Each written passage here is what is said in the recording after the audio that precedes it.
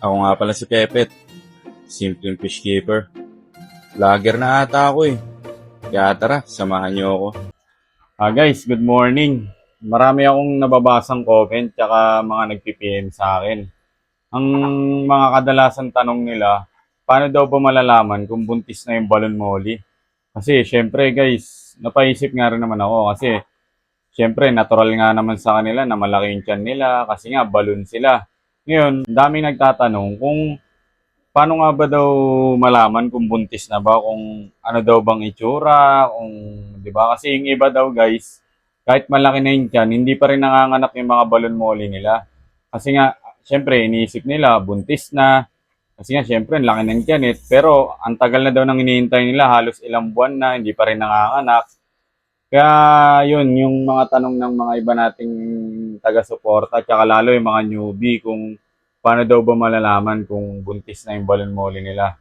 Ngayon guys, share ko sa inyo kung paano ko ba nalalaman kung buntis na yung balon molly. Siyempre ito guys, base lang to sa obserbasyon ko, sa mga experience ko. Siyempre, kahit papaano matagal na rin akong nagbe-breed ng balon molly. Tuturo ko sa inyo, tsaka ipapakita ko sa inyo kung paano ko ba nalalaman na buntis yung balon molly. At tsaka isa pa, idadagdag ko na rin na i-share ko rin sa inyo kung paano rin ba nalalaman kung manganganak na yung balon molly. Eh ngayon, nag-water change ako ngayon eh. Ayan o. Siyempre, dahil marami ring nagtatanong sa atin, tsaka nag-PPM, kaya sige, bibigyan natin ng konting pahapyaw yan guys. Tara.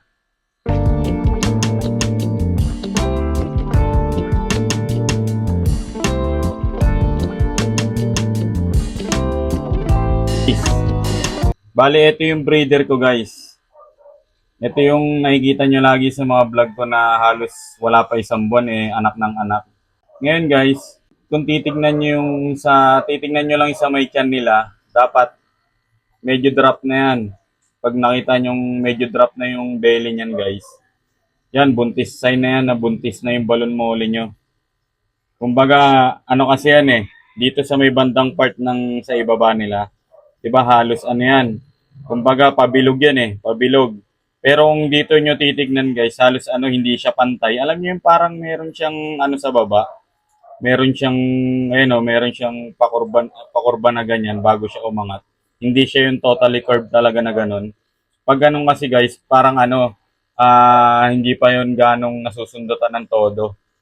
Pero sa bagay, ito kasi guys, kahit pa paano, eh, talagang legit na may laman na yan. Kasi nga, nakailan drop na yan. Ang balon molly kasi guys, nagpopondo yan ng similya sa tiyan nila. Kumbaga, kunyari, sa unang sundot sa kanila, sa unang drop nila, ano yan, kahit alisin mo na yung male dyan, magda-drop at magda-drop yan.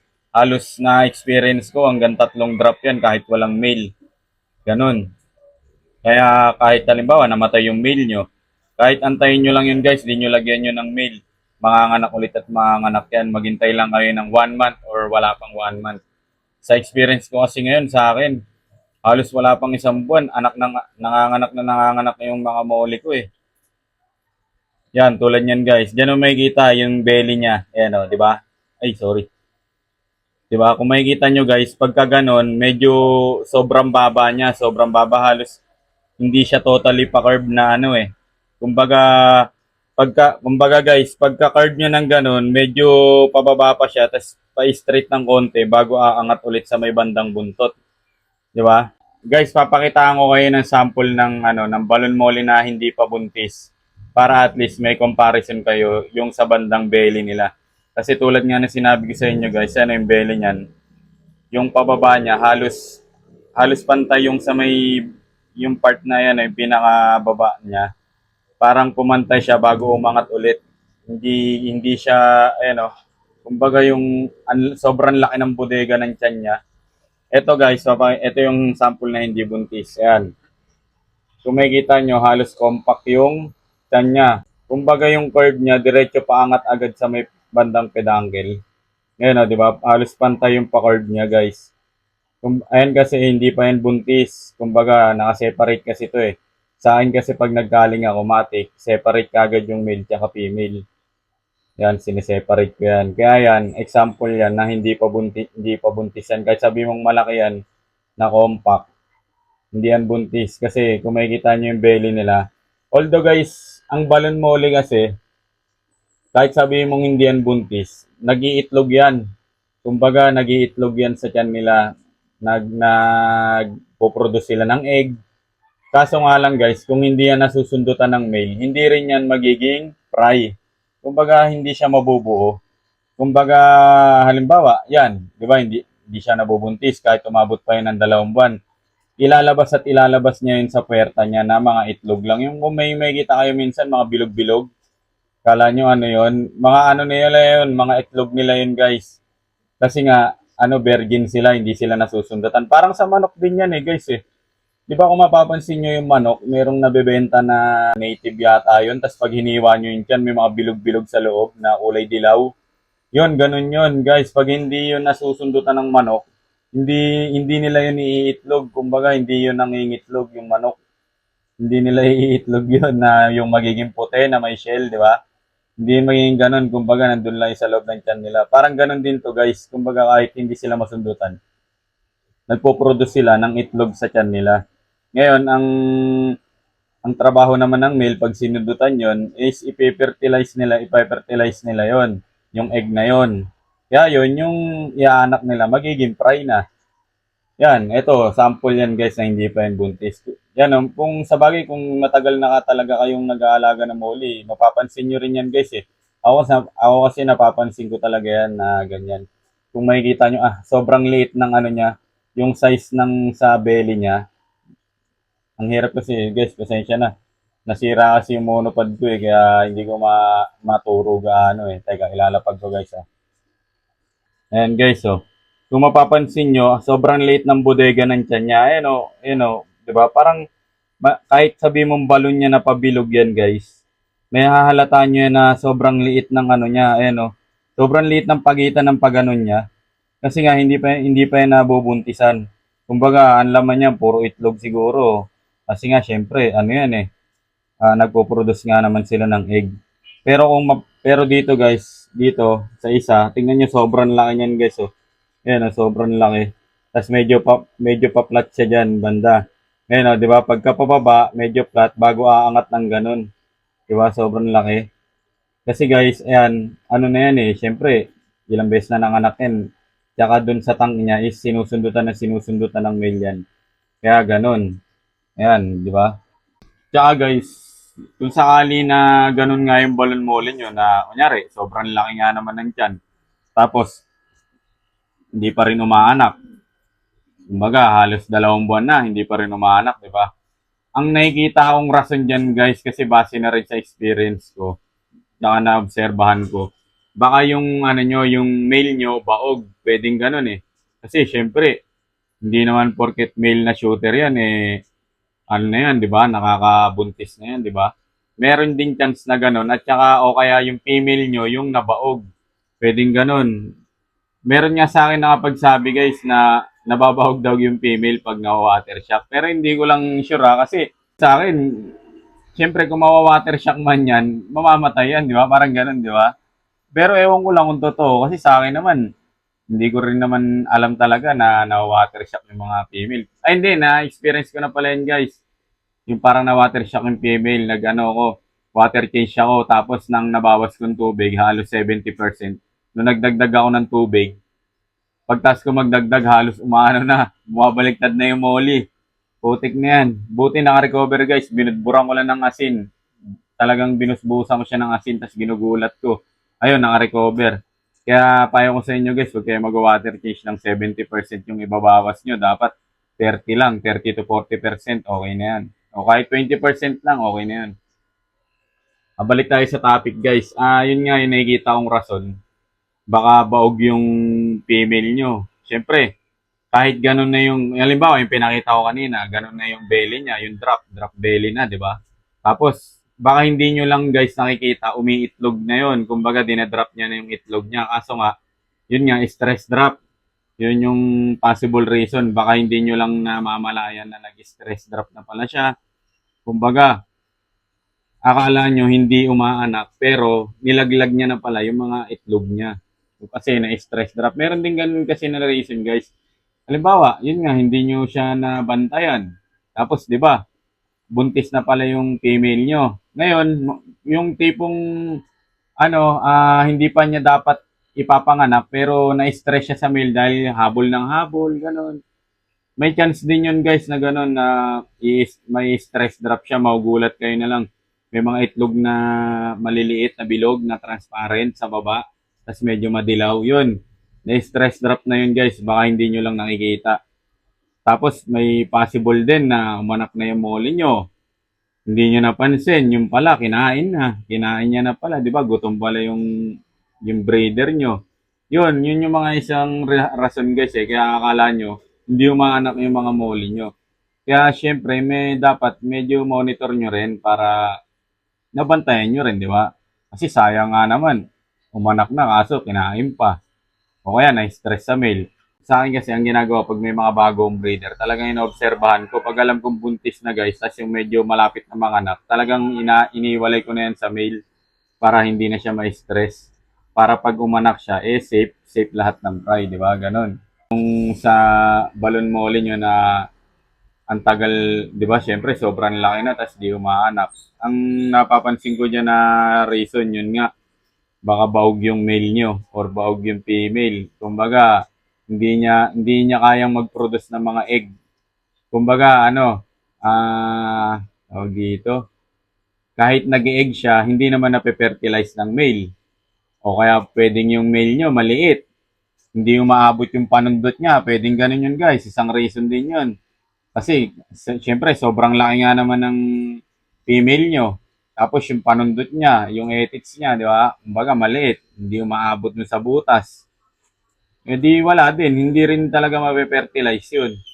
O kaya, kasi ito pa, isa pa sa napansin ko guys, maraming newbie na nagpi-PM sa akin na gusto bumili ng balon molly. Ang hinahanap nila yung mataas daw dorsal, yung malalaki daw na male. Yung malaki na male ang gusto nila. Sabi ko, kaya sinasabi ko sa kanila, bakit ganun yung bibilihin nyo na trio?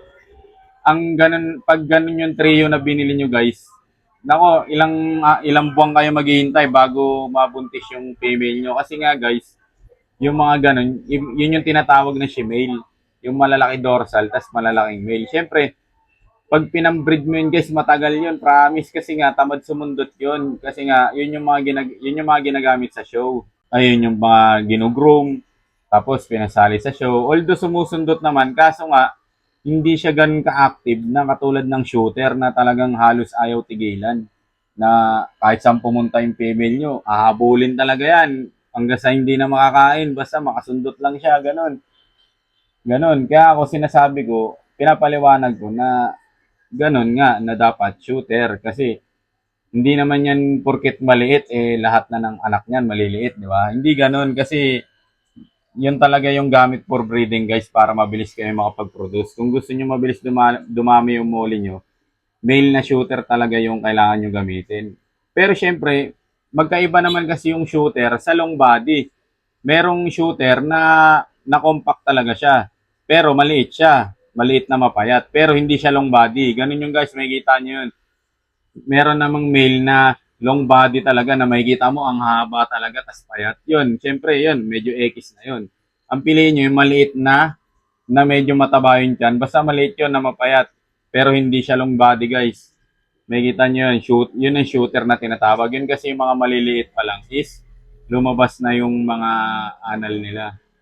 Ay, yung mga, yun, yung tawag pala dun guys sa panundot nila, gonopodium, yun. Mabilis na parang lumabas. Kumbaga, pumayat ka agad yun dito nila. Kasi sa female, di ba, parang pamaypay nga yung nakabuka. Ganun. Yun yung dapat yung yung piliin para pag nag-breed kayo, mabilis. Kumbaga, halos ilang linggo lang, isang linggo lang, makikita nyo, buntis kagad yung mga female nyo, di ba? Kasi nga mga active sumundot yun. Guys, ito yung sinasabi ko sa inyo shooter.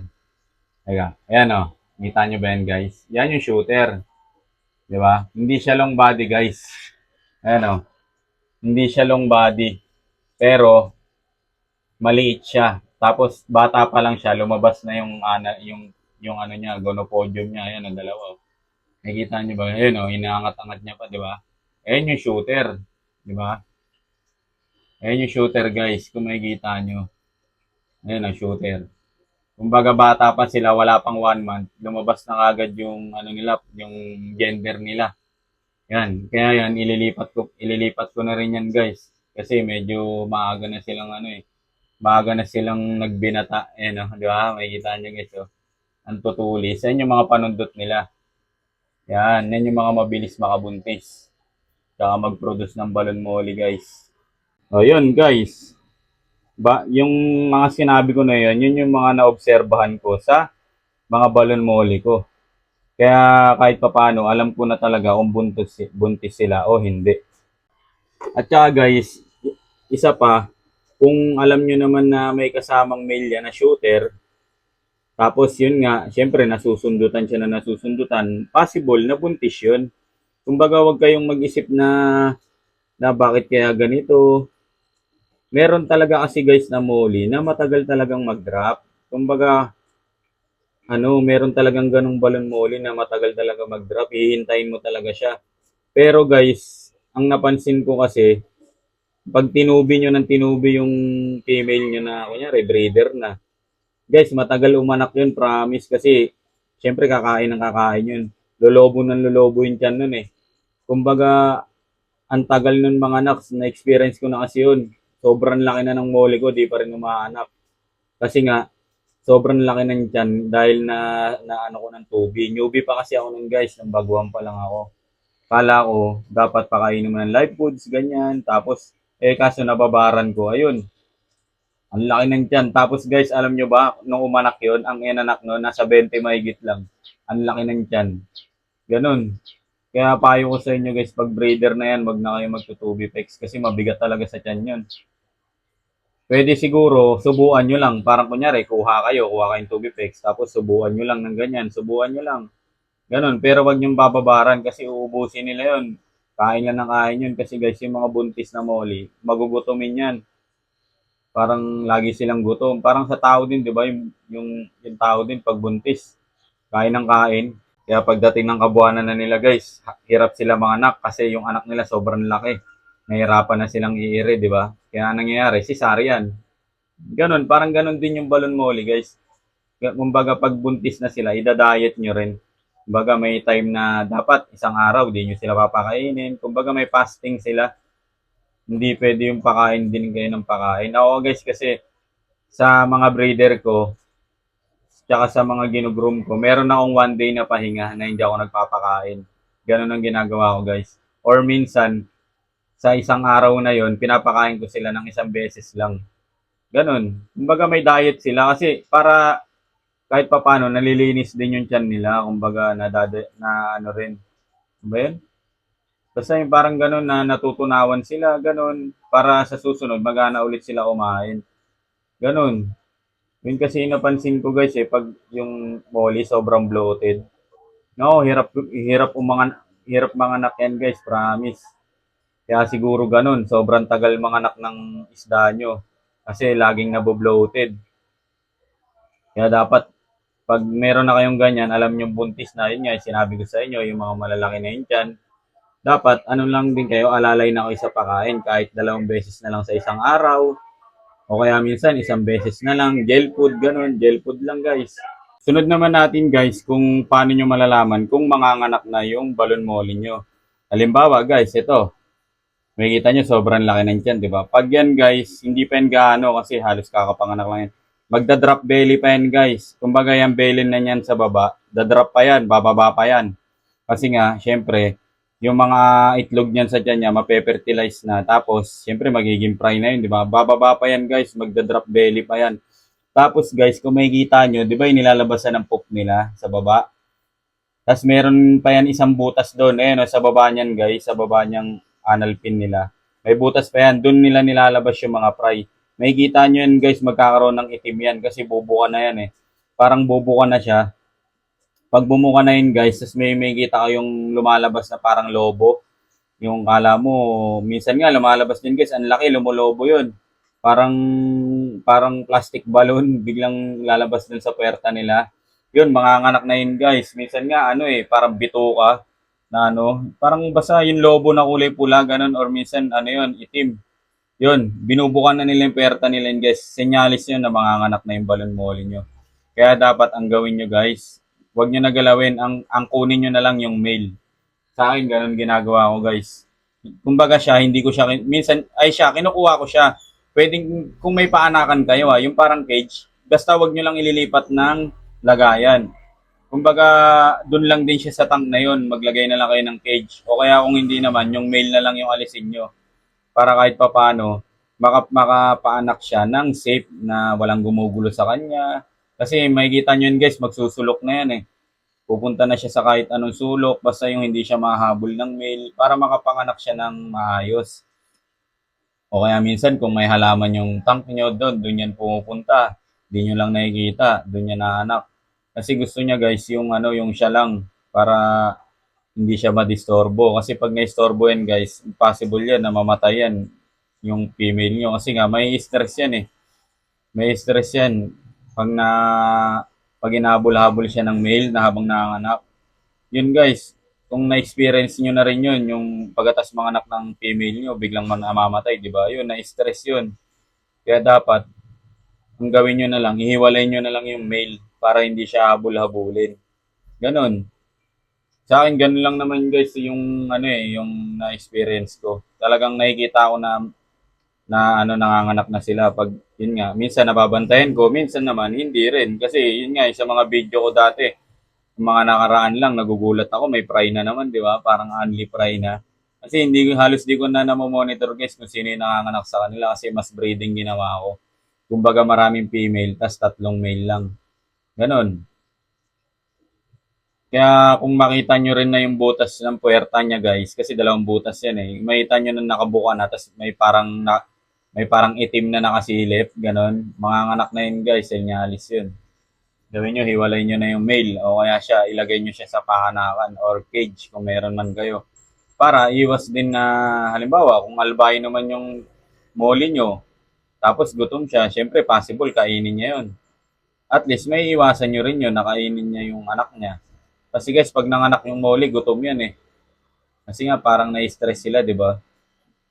Yun, gutom yan guys. Kaya possible kumain na yan ng anak. Kaya ang gawin nyo, talagang pakainin nyo kahit BBS lang, budburan nyo. Para kahit papano, busog yung molly nyo. Ganon. Sa akin, ganun lang naman yung mga na-observe ko guys, tsaka mga experience ko. Kaya sana ma-apply nyo rin, di ba? At least hindi na kayo mawo-worried or mag-aalala na yun nga, una-una, yung bakit hindi nanganganak yung mga balon molly nyo kahit sobrang laki na ng tiyan. Kasi nga, baka bloated yun. Baka binobomba nyo pa ng pakain, binubus feeding nyo pa. Dapat alalay na lang. Kasi nga, buntis na yan Diet rin, ganun. Parang ito yung best example. Pag yung molly nyo is busog. Ayan, yun nyo, di ba? Kung may napapansin kayo, ayan, sobrang daming fry, di ba? Ayan yung best example na maganda yung kondisyon ng molly nyo. Pag busog sila, nyo, di ba? Mo, hindi nila kinakain. Yun. Ganun guys. Kaya dapat, pag halimbawang alam nyo ng malaki na yung tiyan ng molly nyo, tas drop belly na, manganganak na, syempre, medyo pakainin nyo rin para pag umanak sila, is hindi nila kakainin yung mga fry nila. Tingnan nyo guys, hindi ko pa nga nililipat kasi wala pa akong mapaglagyan Niisip ko pa yung paglilipatan ko ng kabilang aquarium para may mapaglipatan ako ng mga fry. Kasi para mapakain ko na sila mamaya. Diba? Ganun lang guys. Pero ito guys, umanak siguro, alam ko umanak to gabi. Gabi ko to nakita guys Kaya ngayon, di ba syempre, sabi ko nga sa inyo, after one day nyo ilipat, di ba? Yan, pwede na yan. Kasi tignan nyo, nasa taas na sila. Umangat na sila guys. Ibig sabihin, malalakas na yung mga yan. Pwede nyo na ilipat yan. Kasi kagabi pa na. Pero kung halimbawa guys, ayun nga, yung sabi ko na kung ngayon lang din wrap tong mga to, edi hindi ko talaga to ililipat. Hahayaan ko muna yan dyan. Kasi nga, syempre, pwedeng mamatay ang mga yan kasi bagong anak pa lang Kumbaga, mahihina pa. Pero ito kasi guys, alam ko nakita ko na to kagabi. Pero kagabi, nakita ko to nung pag-uwi ko mga bandang alas 6, alas 7. Nakita ko to guys, konti pa lang sila. Parang siguro mga 5 piraso. Mas alam ko na nagda-drop yung female ko rito. Ito nagda-drop yan. Ngayon, syempre, alas 6 pa lang yon. Alam kong gabi pa lang natapos na siyang umanak. Eh, syempre, ngayon, umaga na, malalakas na yung mga fry na yan, kaya pwede ko na ilipat, di ba? O, di ba, guys? Yun lang. Kaya tulad ng mga sinabi ko sa inyo, ganun lang naman para malaman nyo kung, yun nga, kung makanganak na yung moli nyo, pakainin nyo lang, para hindi sila gutom, di ba? At least, hindi nila kakainin yung mga fry nila. Di ba, guys? Alright, another blessing na naman, guys, oh. Yung pili na nagko-content lang ako, tapos meron pa palang umanak. Tantyo na naman yan, guys, oh. Aray mo, tantyo. Alright. Guys, yun lang naman. Kumbaga, yun lang naman yung mga na-observe ko tsaka na-experience ko. Kaya, shinare ko din sa inyo, di ba? Eh, syempre, malay mo, iba naman yung sa akin, iba rin yung sa ibang breeder. Kumbaga, pwedeng mangyari guys na iba yung na-experience ko, iba rin naman yung sa iba rin yung observation nila. Ngayon, sa akin, yun lang, shinare ko sa inyo, di ba? Para at least yung makakapanood nito ng mga newbie or gusto din mag-alaga ng balon muli is may idea na kayo kung paano nga ba malalaman kung buntis na ba yung balon muli, tsaka kung paano nga ba malalaman kung manganganak na, di ba? At least kahit paano, nabigyan ko kayo ng konting idea na pwede nyo ring ma-apply or yun, pwede nyo ring magamit pag nag-alaga na kayo ng balon muli or kung meron na kayong alagang balon muli, di ba?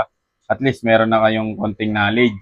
Kung nagustuhan nyo man tong video ko guys or konting knowledge na binigay ko sa inyo, pa-like and share naman ang video natin tsaka pa-subscribe na rin ako sa YouTube channel ko guys para syempre updated kayo sa mga susunod pa nating video. Yun. O siya guys, tapusin ko na yung pag-water change ko. Ayan o. Hindi, hindi pa rin ako tapos guys. Hindi pa rin ako tapos. Siyempre, ang hina kasi ng tubig namin. Ng buga ng tubig, kaya ang tagal yun. O guys, paano ba yan? Yun lang muna ngayon. Salamat sa pagsama.